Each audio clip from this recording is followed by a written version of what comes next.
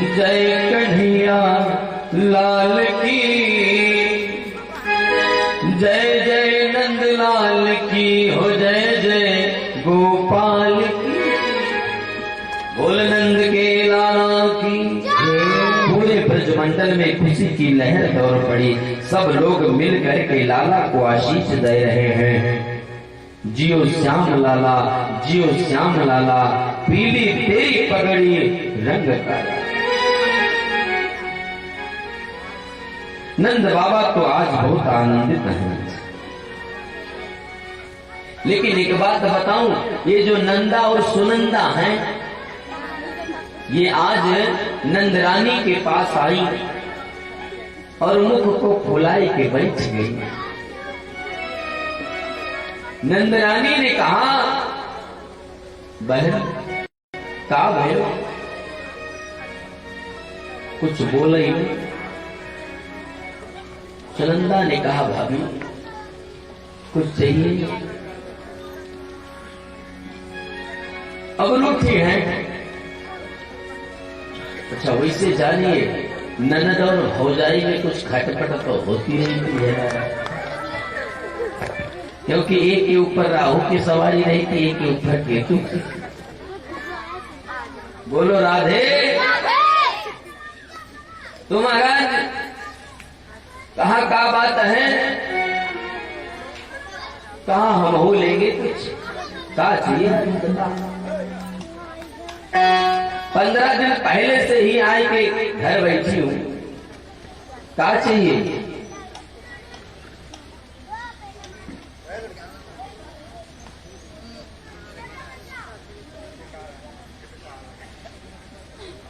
तो महाराज नंदरानी ने कहा, जो भी चाहिए सो बता।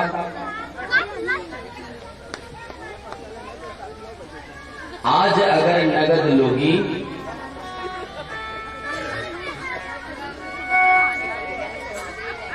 तो महाराज धन दौलत मिलेगा, पैसे मिल सकते हैं। अगर उधार करोगी तो कंगना गढ़ाई देगी।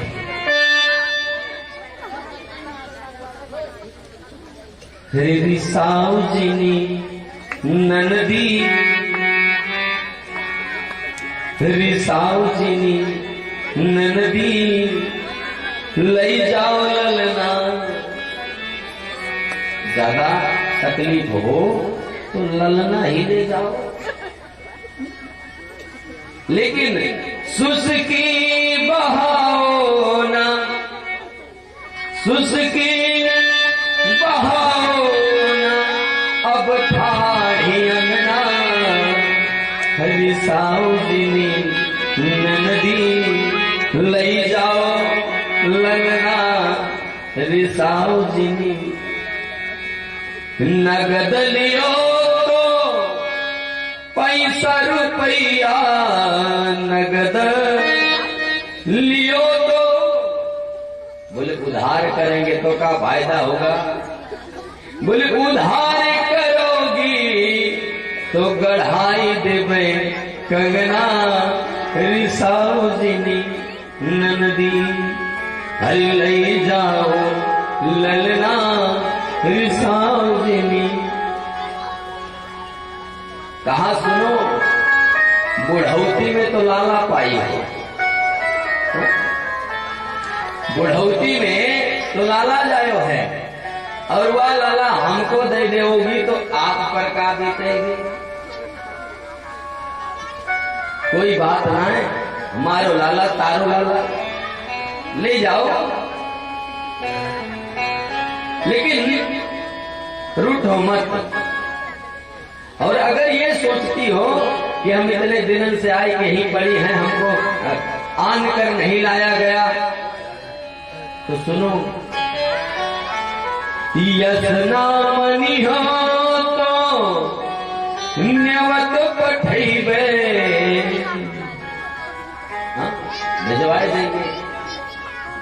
यशनामनी हो तो न्यवत पठैबे, और स्वयं नंदोयु चलाए हैं अपना रिसाओ जिनी नंदी लई जाओ ललना। लेकिन बस सुसकी बहाओ ना अब ठाढ़ी अंगना, रिसाओ जिनी नंदी।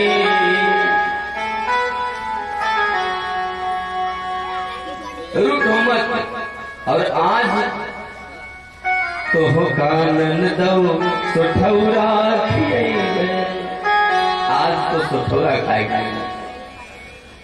तो हो कानन दो सुठौरा खियैबे, बतिया जो मोरी तू मान लिया यतना, रिसाओ जिनी नंदी ले जाओ ललना।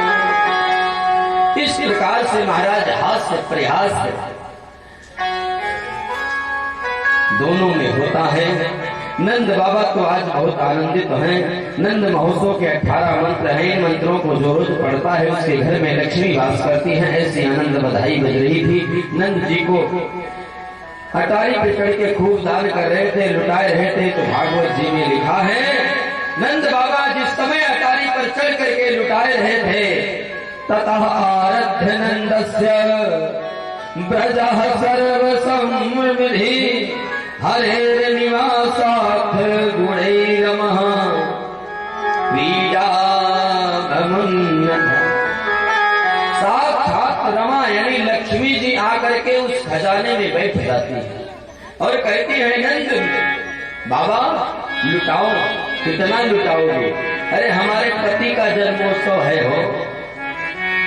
लक्ष्मी जी कहती हैं, हमारे पति का जन्म भया है आपके घर, कितना लुटाओगे? हम तुम्हारी खजाने में बैठ जाते। लक्ष्मी जी ने कहा, जो इस तरीके से भगवान के जन्मोत्सव में उत्सव मनाते हैं, उनके घर में ठीक वैसे आती हूँ जैसे नारियल के अंदर जल आता है। जैसे नारियल के अंदर जल आता है, कोई जगह नहीं है आप उसमें थोड़ा सा भी जल नहीं डाल सकते, अपने आप ही उसके अंदर आ जाता है। तो चाहे जितने दरवाजे बंद हों, लेकिन मैं वैसे ही उसके घर में प्रवेश कर जाती हूँ और माला माल कर देती हूँ जैसे नारियल के अंदर जल आता है और कोई पता नहीं चलता, कोई जगह नहीं आती, फिर भी आ जाता। बोली जब जाती हूँ जो ऐसा नहीं करता, और जब जाती हूँ उसके घर से तब, बोले तब मैं वैसे जाती हूँ जैसे एक हाथी कैंथ के फल को जब ग्रहण करता है, अंदर निगल लेता है और निगलने के बाद उसके अंदर का जो माल है वो निकल लेता है और कैंथ का आकार वैसे बना रहता है, अर्थात फूटता नहीं। हाथी कैंथ को निगल लेता है और 5 मिनट बाद फिर बाहर कर देता है, लेकिन उसको फोड़ कर देखिएगा उसके अंदर का मटेरियल हाथी के पेट में और कैंथ बाहर। ये प्राकृतिक क्रिया है महाराज। लक्ष्मी जी कहती है, मैं जब किसी के यहाँ से जाती हूँ तो ऐसे जाती हूँ, आकार बना रहता है, तिजोरी बंद रहती है, मैं अंदर से गायब हो जाती हूँ।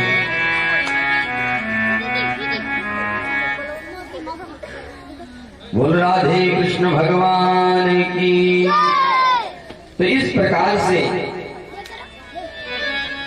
महत्व बताया गया है कि कबीरा पंछी के पिए घटे न सरिता नीर, दान दे धन न घटे जो सहाय रघुवीर। जब 6 दिन के हो गए कन्हैया लाला, तो नंद बाबा बोले, भैया आप सब उत्सव मनाओ, मैं कंस के यहाँ वार्षिक कर देने के लिए मथुरा जाता हूँ।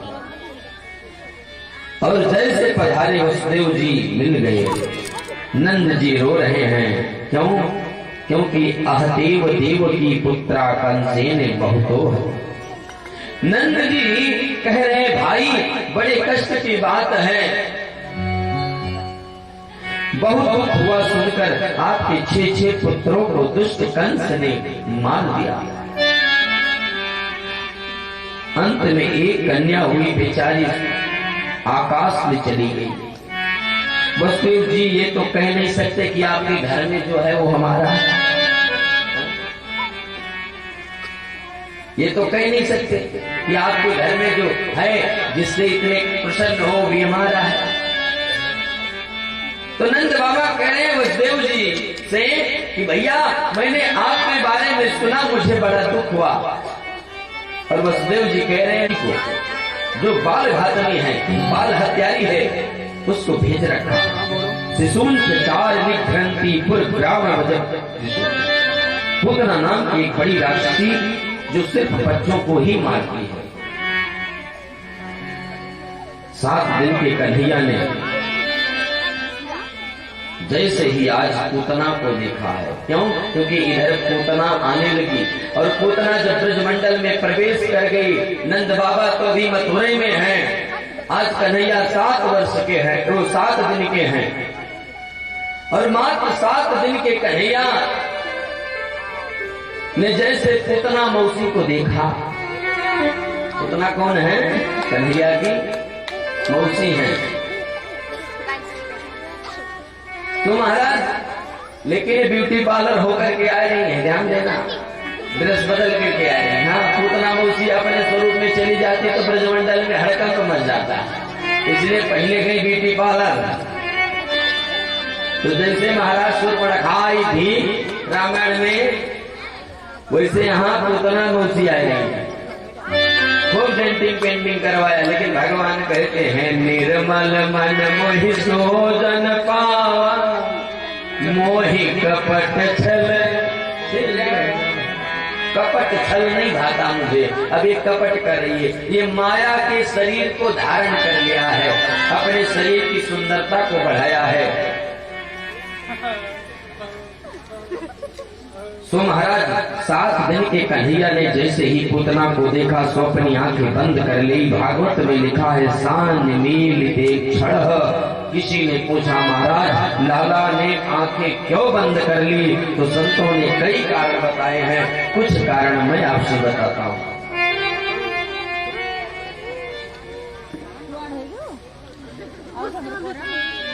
भगवान ने जब पूतना को देखा तो अपनी आंखों को क्यों बंद किया? पहला कारण, भगवान अपनी आंखों को पूतना को देखकर बंद कर लेते हैं और अपने आप में विचार करते हैं, अपने भाग्य पर जोर डालते हैं कि कैसा दुर्भाग्य है हमारा। रामा अवतार में आए थे तो श्री गणेश लक्ष्मी जी से करना पड़ा था, अर्थात ताड़का मौसी से करना पड़ा।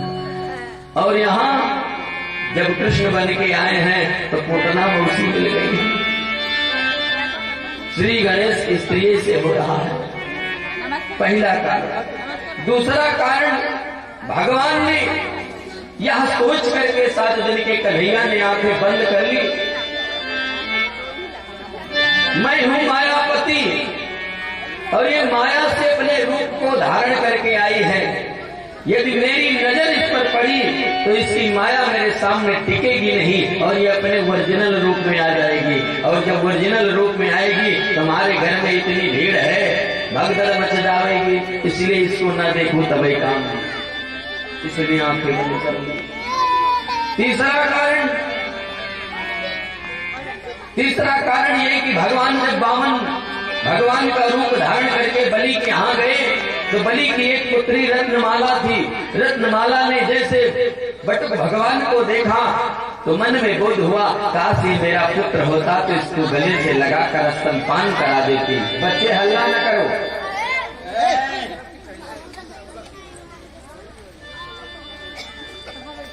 जैसे बलि के यहाँ भगवान गए तो उस रत्नमाला ने बलि की पुत्री ने सोचा कि ये सुंदर लाला है, अगर ये काश मेरा पुत्र होता तो इसको गले से लगाकर स्तनपान कराती।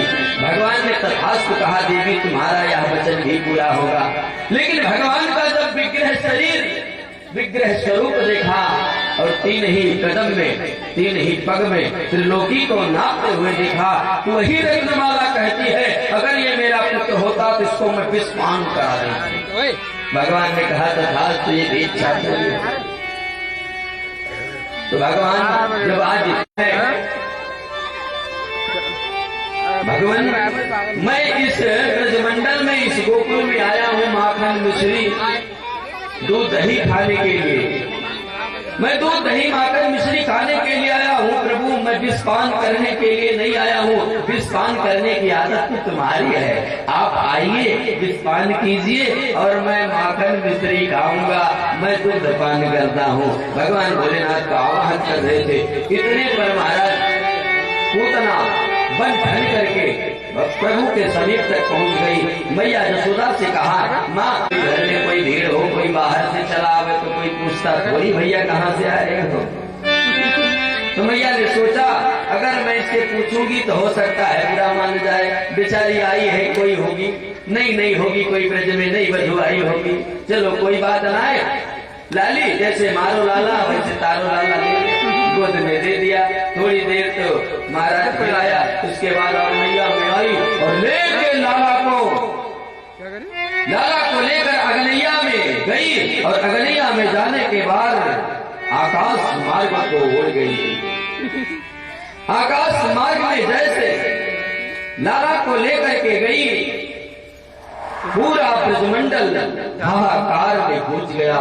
सब लाला लाला लाला करके उसका ये मतलब थोड़ी अल्लाह चिल्लाने लगे। मैया यशोदा लाला के लिए रोती बिलखती सब ने दौड़ लगाई। ऊपर पूतना लाला को लेकर जा रही है और नीचे सारे ब्रजवासी रोते बिलखते उसका पीछा कर रहे हैं। सो महाराज भगवान ने कस के उसको पकड़ लिया। पूतना ने अपने स्तन को भगवान के मुख में डाल दिया। भगवान ने उसके दुग्ध को पान करने लगे।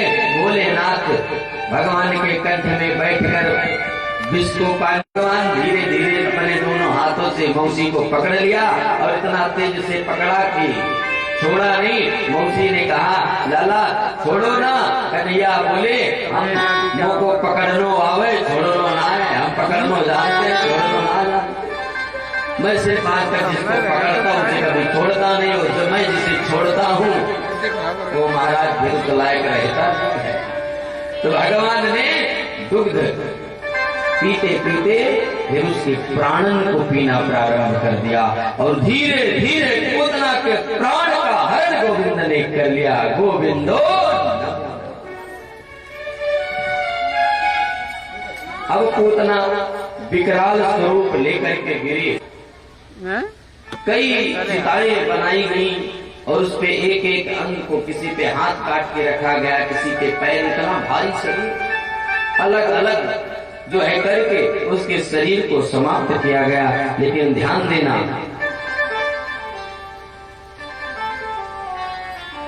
पूतना का शरीर इतना भयंकर कि छाकोस के वृक्षों को कुचल डाला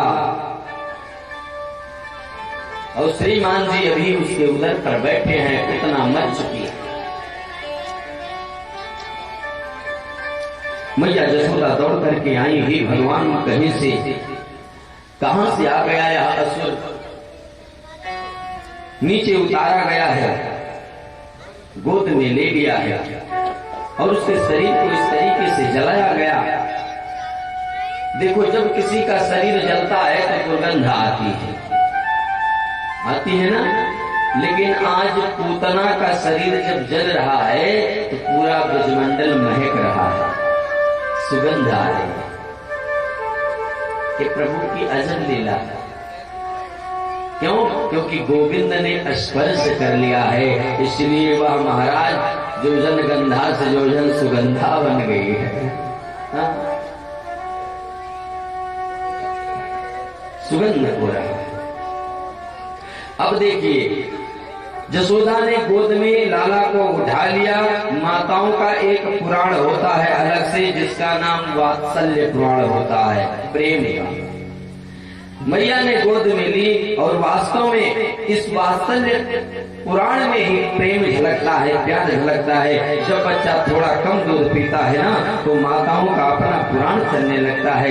सोचेंगी आज दूध काहे को कम पियो, कल तो गिलासा भर के पियो, कल तो गिलासा भर के पी गए हो, अब आज काहे को कम पियो। मन में सोचने लगेगी, फिर खुद ही मन में विचार करेंगी, वो पड़ोसन आई थी ना, दोनों लगाई गई होगी। पड़ोसन आई थी, दोनों लगाई गई होगी। तो महाराज फिर पड़ोसन के पास कहा कि दोनों जा नजर उतार दे। ये माताओं का अलग से पुराण। किसी माता ने आकर के कहा, यशोदा रानी, तारो लाला ने राक्षस को छू लियो है, या के शरीर में वाकई अपवित्रता प्रविष्ट कर गई है, इसलिए इसके शरीर की शुद्धि के लिए गौशाला ले चलो। और गौशाला ले जाकर के गौ के मूत्र और गोबर से कन्हैया को स्नान कराया जाने लगा। बोल गौ माता की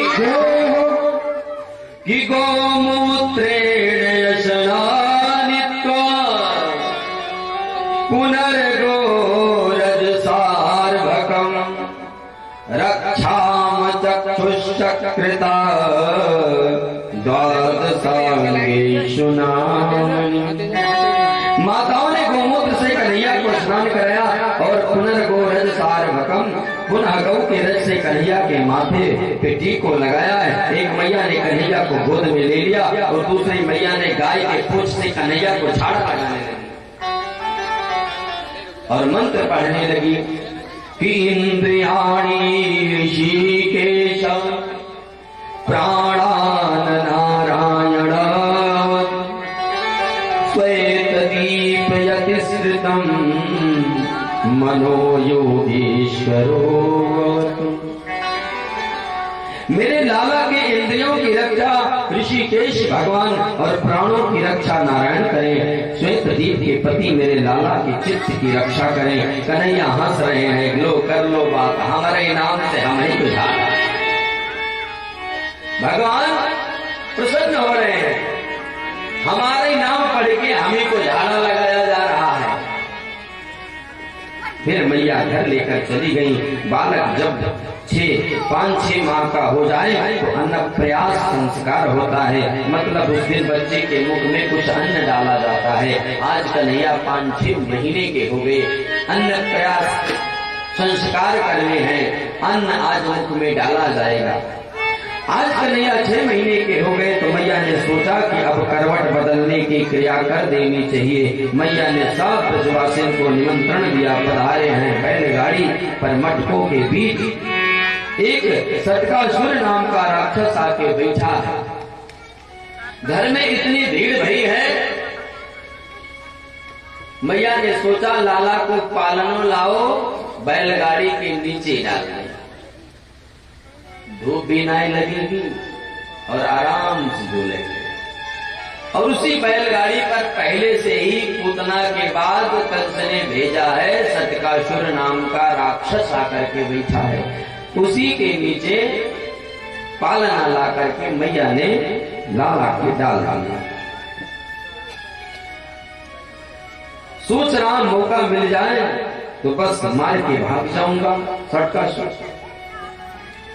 अब यहाँ सब नाचने गाने में लगे हैं। कन्हैया में तो खूब भीड़ है, लेकिन सब नाचने गाने में लगे हैं। लाला की तरफ कोई नजर ही नहीं डाल रहे। कन्हैया ने पहले रोना प्रारंभ किया कि मेरी आवाज सुन करके हो सकता है घर से कोई बाहर चला जाए, लेकिन भगवान के रुदन को सुन करके भी जब मैया बाहर न आई तो भगवान ने क्या किया, अपना दाहिना पैर बाहर निकाला और बैलगाड़ी में महाराज जैसे स्पर्श कराया, गोविंदाय नमो नमः, वह बैलगाड़ी ऊपर उड़ गई। सटकासुर नाम का राक्षस सीताराम हो गया। वो भक्तवत्सल भगवान की जय हो। माताओं ने जब जोर को हल्ला सुनो तो पुनः लाला को पकड़ो। एक मैया बोली, यशोदा तारू लाला ने आज फिर राक्षस को छू लियो, या को फिर स्नान कराओ गोमूत्र से। भगवान को फिर गौशाला में ले गई, भगवान को फिर गौ मूत्र से स्नान कराया गया। मस्तक पर गोबर के लेप लगे हैं और इसके बाद पूछन से झाड़ो है। मेरे लाला के इंद्रियों की रक्षा ऋषिकेश करे, प्राणों की रक्षा नारायण करे। अरे भगवान प्रसन्न हो रहे, वाह हमारो नाम हमारो झाड़ा। हम आए थे माँ के मिश्री खाने के लिए, यहाँ तो गोमूत्र से स्नान करना पड़ रहा है। भगवान भी सोच रहे हैं काके पाला पड़ गए हैं, मामा का काम तमाम कर दिए होते उसी भर में, तो आज ये दिन न देखना पड़ा। लेकिन कोई बात ना है।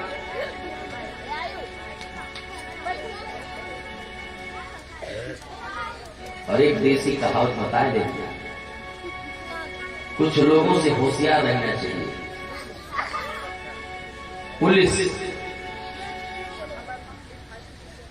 पुलिस पतुरिया पटवारी पटीदार परेत भैंसा भेड़ा भांजा, इनसे रहो सचेत।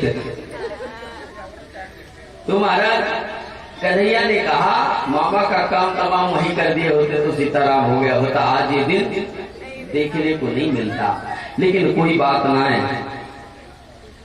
माताओं ने पुनः गोमूत्र स्नानित्वा पुनर्गो रज सार्वभकम, पुनः गौ के रज से, गौ के मूत्र से स्नान कराया है।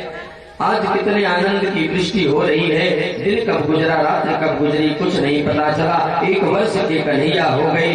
एक दिन तृणावर्त का राक्षस आज कंस ने भेजा है। अब तृणावर्त नाम का राक्षस जो है वो चक्रवात की तरह गोला गोला करके, जिससे तृणों का समूह उड़ जाए। कभी कभी देखो हमारे यहाँ भी ऐसा होता है कि खेत में जब गेहूं के बोझ बन के रखते हैं, चक्रवात जैसी हवा आती है तो वो बोझ उड़ जाता है, तो उसे बोलते तृणावर्त। तो ऐसे तृणावर्त आ रहा है जो तृणों का समूह उड़ाते हुए गोल गोल चक्कर करते। भगवान को लेकर के मैया बैठी है। भगवान सोच रहे हैं तृणावर्त आ रहा है, मैं मैया की गोद में हूँ। यदि मैया के समीप तक पहुँच गया तो यह दुष्ट मुझे जो करेगा सो करवे करेगा, मैया को भी तकलीफ होगी। इसलिए किसी तरीके से मैया मुझे छोड़ देती, गोद से उतार देती तो ठीक था। लेकिन अब मैया कैसे उतारे? तो भगवान ने कहा क्यों? भगवान ने अपना वजन बढ़ाना प्रारंभ कर दिया। अब भगवान धीरे धीरे इतने वजन हो गए, मैया सोच रही है लाला कितना वजन आजकल हो रहा है। पेटों पे हाथ हमारा, ज्यादा दूध तो नहीं पी लिया, फिर बदलती हैं और वजन हो गया। और उसकी वजनाई देख के मैया ने कहा लो अब तुम यहीं खेलो। जमीन में रख दिया। भगवान मुस्कुराए, मैया मैं तो यही चाहता था। मैया गई अंदर कुछ काम के लिए, इतने पर तृणावर्त आ गया। भगवान को चक्रवात में लेकर के उड़ गया। भगवान ने उसका गला दबाया, सीता। इस प्रकार से भगवान ने तृणावर्त का भी नमो नमः कर दिया।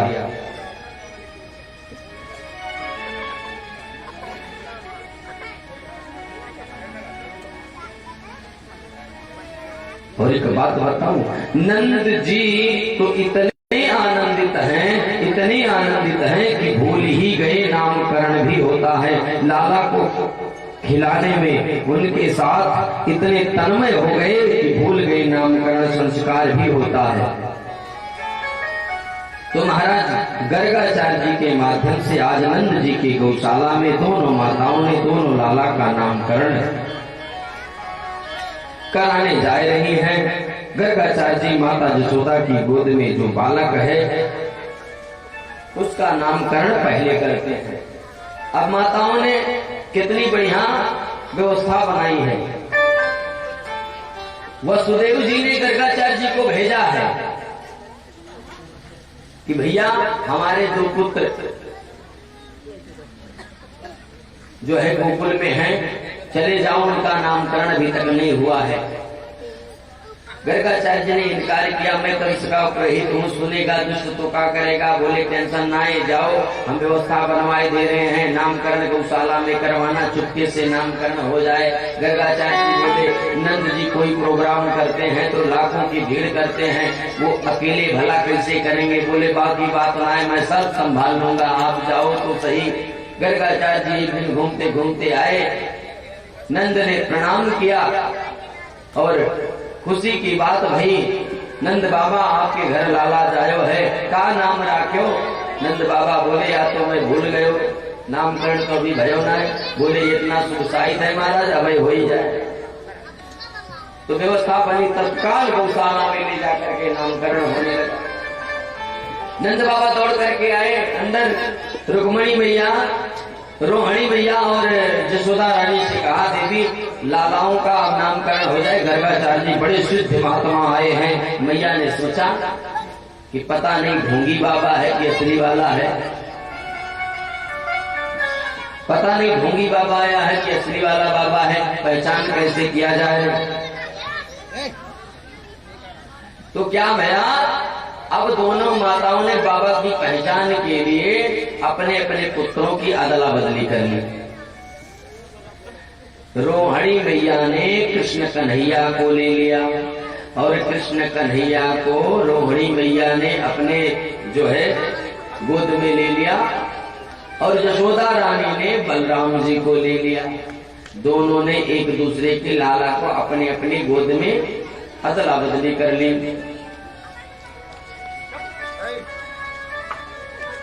और गर्गाचार्य जी महाराज के सामने जब यशोदा रानी की गोद में पड़े लाला पर नजर गई तो गर्गाचार्य जी नामकरण करते समय बोल पड़े, अयम हिरोहणि पुत्रो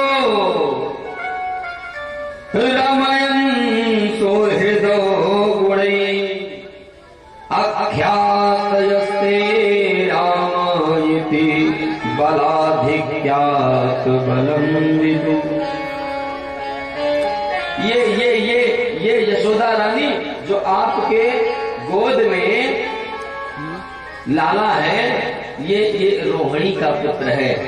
बल अत्याधिक होने के कारण इसका नाम बलराम होगा। तब मैया ने एक दूसरे को देखा, असली वाला है, असली वाला होगी ना।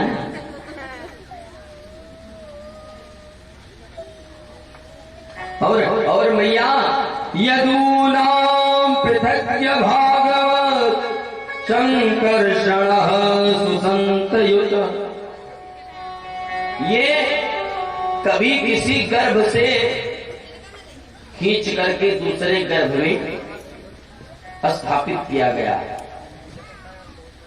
अर्थात इसका नाम एक नाम संकर्षण है। अब यही तो पहले देवकी के गर्भ में थे, योग माया ने इनको देवकी के गर्भ से ला करके रोहिणी के गर्भ में स्थापित किया। तो ही गर्गाचार्य जी बता रहे हैं, यह आपके गर्भ में आने से पहले किसी दूसरे गर्भ में था, इसको संकर्षण करके लाया गया है, खींच कर लाया गया है, इसलिए इसका एक नाम संकर्षण है।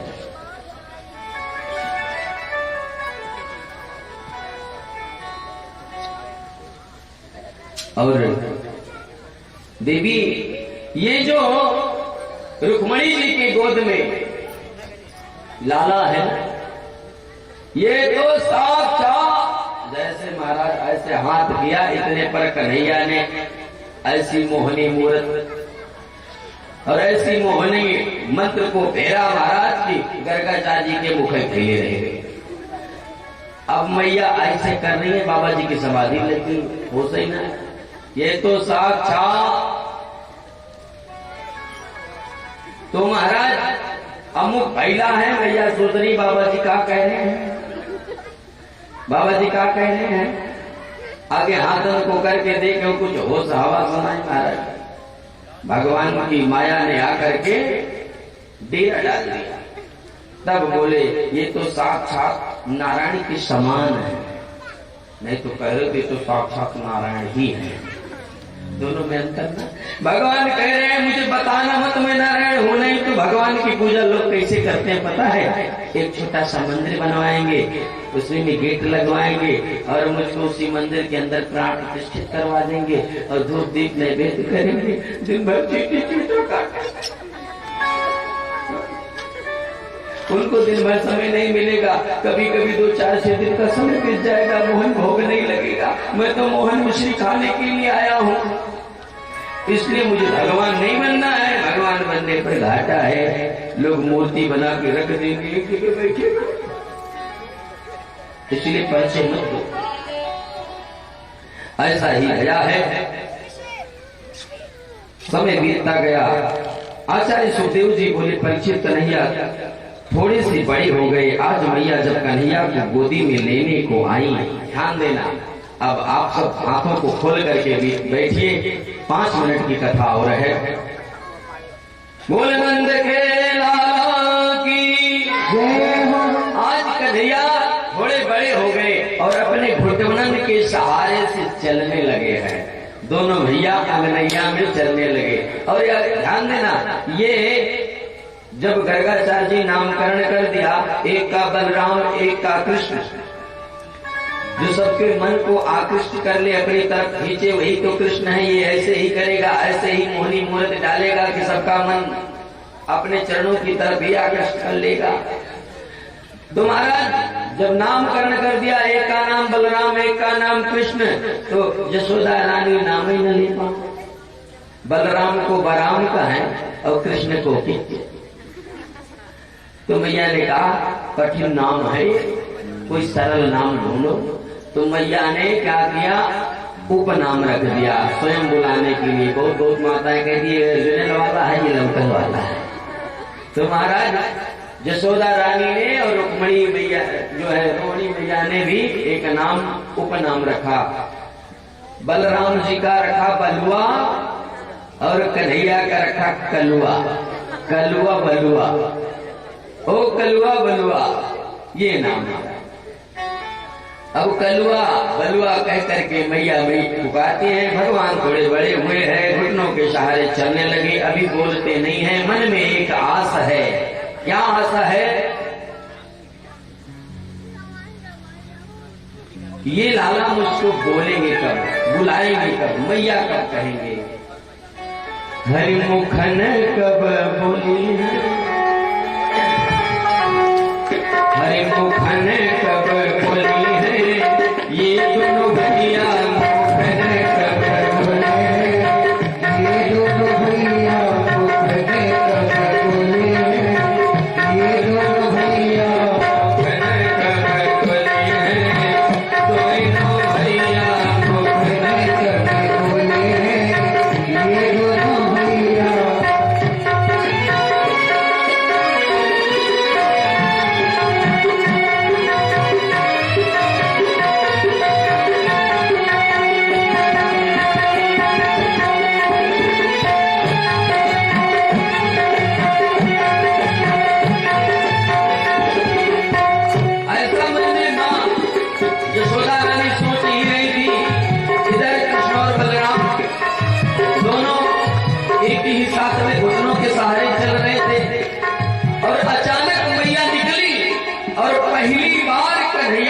से निकला मैया, पहली बार निकला। भाव है अरे कहने लगे मोहन मैया, मैया कहने लगे मोहन मैया, मैया मैया मैया कहने लगे मोहन मैया, मैया कहने लगे मोहन मैया, मैया कहने लगे मोहन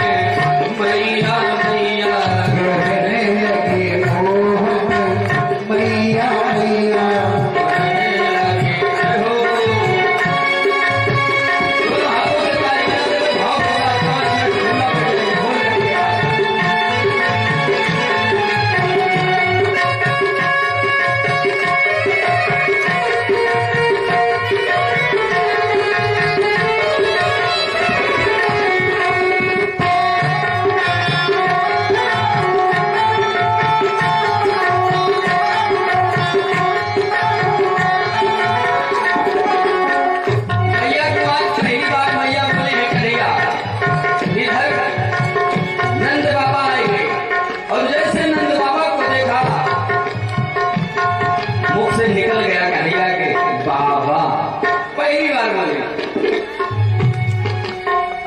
मैया को मैया बोले, बाबा को बाबा बोले। बलराम भैया पीछे ही हैं, पांव पकड़ के जैसे बलराम ने कन्हैया के खींचे, कन्हैया ने मुख को पीछे किया और मुख से पहली बार निकला भैया।